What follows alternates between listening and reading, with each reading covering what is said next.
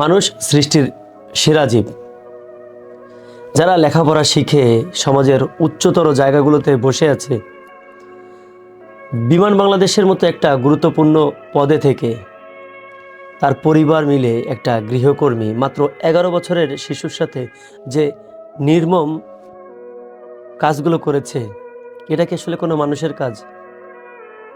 আমরা যখন একটা মানুষের উপরে প্রচণ্ড রাগ হই, যখন বলি যে কুত্তার বাচ্চা, সেই কুত্তার বাচ্চার সাথেও কি কখনো দেখেছেন যে তাকে পোড়ায় ছেঁকা দিয়ে দিচ্ছে, গরম পানি ঢালছে?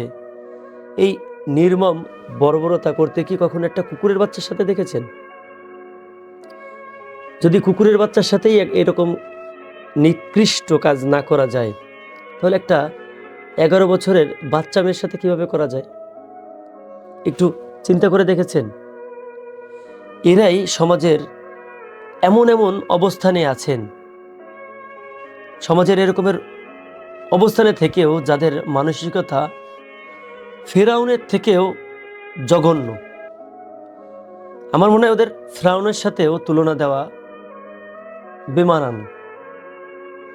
এরকম নিকৃষ্ট মানুষের জামিনের জন্য বাংলাদেশে লবিং হচ্ছে। দ্রুত তাদেরকে কিভাবে জামিনে মুক্তি করা যায়।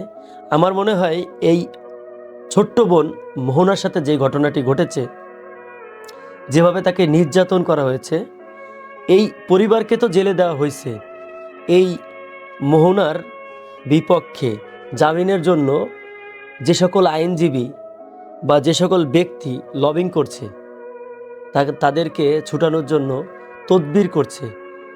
আপনার আমার প্রত্যেকের তাদের সাথে একই ঘটনা ঘটিয়ে দেওয়া উচিত।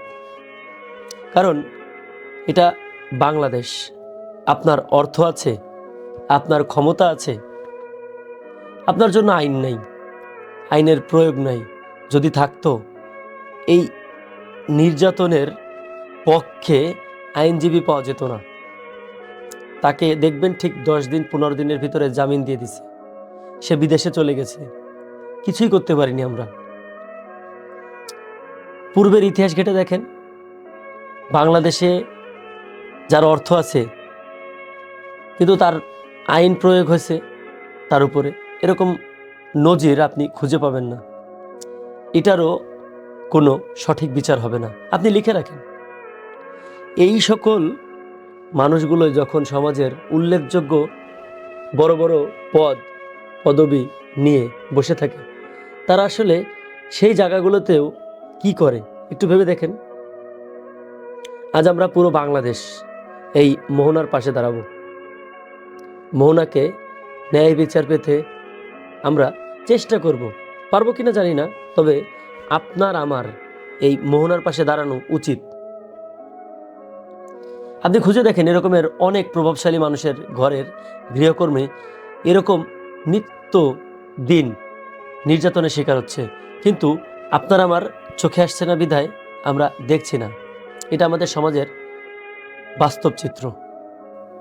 আজ যদি বিমান বাংলাদেশের এমডি জামিনে মুক্ত হয়ে বেরিয়ে যায়, তাকে যদি বিচার না করা হয়, তাহলে এরকমের ঘটনা বারবার ঘটবে।